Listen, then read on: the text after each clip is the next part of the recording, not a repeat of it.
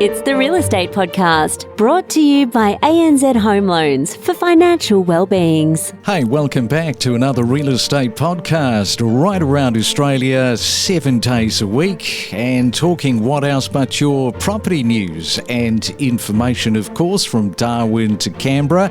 Good morning too, if you are in Darwin or in Canberra. And you can stream us on multiple platforms, including Amazon and Spotify this morning.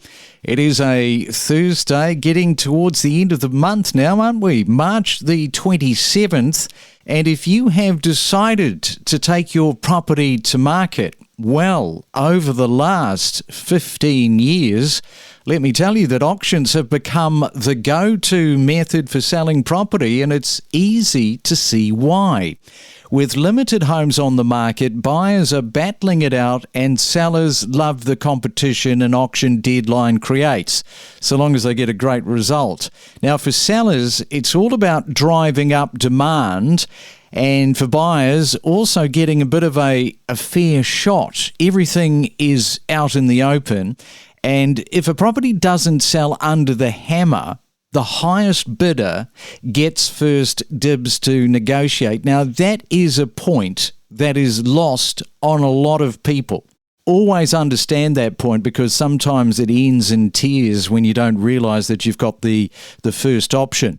That transparency is a big reason why auctions have taken off.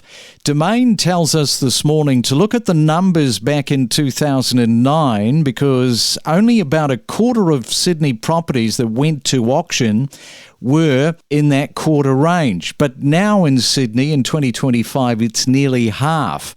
Melbourne's gone from 36% to over 55%. Adelaide, Canberra and Brisbane have all seen big jumps as well. But hey, auctions aren't a one-size-fits-all. There are markets that auctions hardly exist in, so it is horses for courses, each to their own, as we right now take you to Sydney, and we're going to catch up with Angelo Bouras from Richardson and Wrench. And let me just circle back to those auctions in Sydney. They're going from strength to strength, but in your market, your clearance rate could be a little bit higher. Yeah, thanks for having me on the show, mate. Yeah, look, our marketplace, definitely, we've also introduced auctions as a method to try to obviously apply a little bit of pressure and an end date towards, a campaign. However, we're not really seeing a lot of them get all the way to auction. Generally, what we're finding is that properties are selling either, the day before or even the day of auction. We're finding that quite an interesting process, but definitely clearance rates for us, it's probably sitting around the 40% mark. Yeah, and we were having that discussion off air before we got started this morning, and I said to you, well, 2021, at the peak of the market, it was probably a little bit higher for you, but you said that wasn't the case.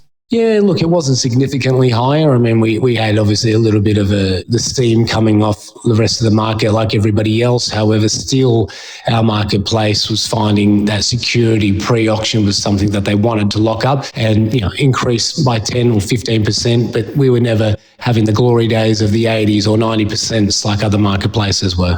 Now, a big shout out this morning if you work for Richardson and Wrench. Boy, there's a number of offices between New South Wales and Queensland. 80 offices, you were saying. Yeah, I mean, everybody seems to forget that we're basically the oldest real estate brand, but our mark, particularly here in the eastern suburbs of Sydney, and, we're located on the inner city ring here in, Potts Point, Elizabeth Bay, and, we've enjoyed market dominant share since the late 1980s. So it's, a powerful brand. Yeah, you're in a really nice little, if we can call it a triangle, I guess, Elizabeth Bay, Potts Point and Rushcutters Bay. Is there a better spot in Sydney? Depends. Are you a buyer or a seller? But yeah, no, look, definitely it's pretty hard to compete with. We've got everything on every end between the water, the city, the cafes and everything. So it's the reason why I've been working here for 20 years and I've been watching very steady price growth over those last couple of decades. And we've got some interesting things coming to the market as well over the next 10 years. Yeah, and it really does sort of illustrate just the wide breadth of what is on offer, because you can kind of get in there into these studios for about $500,000 and then it just goes gangbusters from there. Yeah, look, it does. And if you don't have $500,000, maybe you've got a $250,000 and you can buy yourself a car space. However, yeah, we've got it from there right up to, $30 million homes or penthouses. So there's a real mix of buyers in the marketplace. Now, investors, you were saying off air that you're getting the inquiries about the Airbnb. They're calling you, they're seeing a property, they're going, I wonder if I can snatch that for an Airbnb. Yeah, look, we've got the traditional investor model. The yields have come back a little bit on those 6 to 12-month leases. However, what we do have a lot of, and it ranges from $500,000 studios to $1.5 million one-bedrooms and even $2.5 million two-bedrooms, is people looking for that city base. When they're coming up or down from the coast or from the mountains, they want to, get that feeling of being in the city. But then when they're not there, they want to be able to rent it out short-term, so it's generating them some income. And it's a big question on a lot of investors' lips when they come into our open homes is, hey, Angelo, can I rent this out on Airbnb without any headaches? And you'll be surprised how many lockboxes you'll find walking up and down the streets of Potts Point, because it's a big thing around here. And just in terms of the investors, how much money do they go up to in terms of spending? Look, I can tell you some extreme cases. I showed a client through something on Saturday for a $3 million two-bedroom that's probably going to get about $2,000 a week on a long-term lease. But, on shorter things, you could be looking upwards between $6,000 and $7,000 a week just to rent that out. So it's, we've got all sorts, but the majority of the markets sit between that $500,000 to $1 million. And we are talking to Angelo there in a very desirable spot in Sydney this morning. When we come back, we want to sort of wind the clock back a little bit, because King's Cross, the transformation of what has happened in King's Cross is quite transformative, particularly around real estate. We'll talk about that in just a moment. Decode the property market with insider knowledge and insights to better navigate your real estate journey. And we should talk about timing, because timing, it does play this critical role in an auction. Is there a better moment to make a bid, whether that's early in the auction, midway through, or towards the end? Of course, we talked about those killer punches that you can throw with those big knockout blows.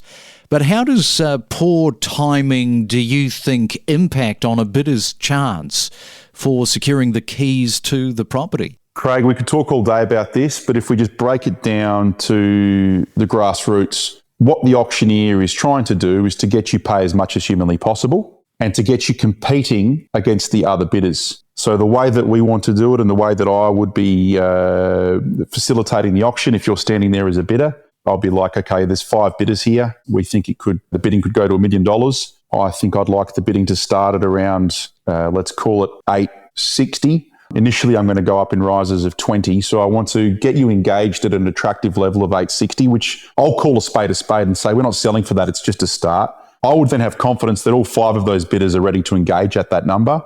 Then all of a sudden we go bidder 1 at $860, bidder 2 $880, bidder 3 $900, and I'll look at them individually to make eye contact to attract them to bid. Then we're at $920. When they're at $940, all 5 are participating.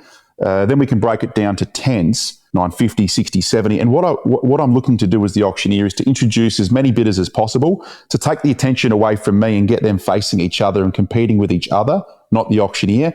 Get them to climb that bidding ladder steadily, systematically and predictably at those 20,000, 10,000 increments, to then slowly creep up to their limit. And then as it creeps up to their limit, to hopefully then get them to have a conversation amongst themselves to increase that limit, and to give them the time to go and do that. Let's explore together the power of real estate. And it is a Real Estate Thursday. Hope your working week is going well. Don't forget, if you'd like to send an email through, let us know how your property journey is going. you can do that. Our email address is myrealestatepodcast@gmail.com. That is myrealestatepodcast@gmail.com. And we are in Sydney talking to Angelo, giving us the rundown of Elizabeth Bay, Rushcutters Bay and Potts Point. Are there any better on offer? And Angelo, it brings me back to this whole thought process about King's Cross and the transformation, particularly over the last 20 years, because it's been rather significant for the real estate industry.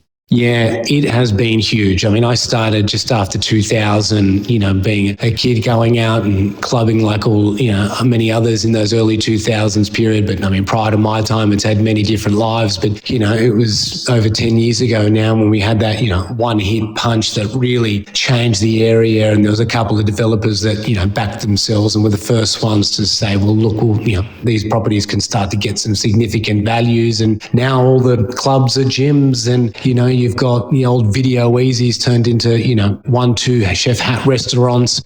We've got just not what it used to be. The alleyways where I used to be, getting cash for rent in the back streets and finding syringes in poles are now coffee shops and, billionaires sitting next to, young entrepreneurs, let alone everybody just all mixed in there together, which has really made what it is today and still quite a diverse marketplace. So it's got another 10 years ahead of it, which is going to see another big change with some significant developments coming in and, $30 million and $20 million being the new norm for some of these downsizers, and there's about 30 or 40 more of those to come. So it's not what it used to be. We've still got a few clubs. We've still got, believe it or not, one of the streets, Kellett Street, we've got a strip club on one side, a brothel on the other, and then we're selling a one-bedroom in the middle for $2.5 million. So no one's too fussed about those anymore, and they love the fact that that's what makes the area what it is.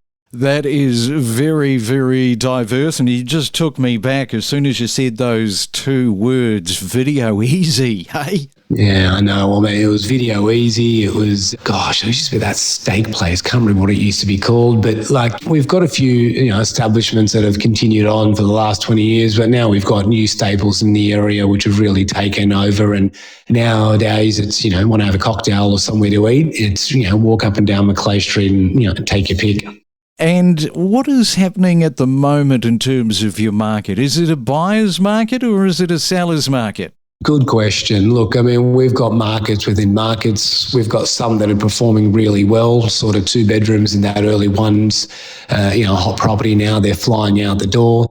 1 bedrooms at 900,000 are flying out the door, but then 2 bedrooms at 2 million. There's just not enough buyers in that market, in that price point right now. So overall, I'd say we're a pretty fairly balanced market, but our upper end, 10 mil plus is definitely still seeing a lot of emotion. And, if it ticks the right boxes, we're seeing things between 10 and 20 million, not lasting very long and not even making it to market.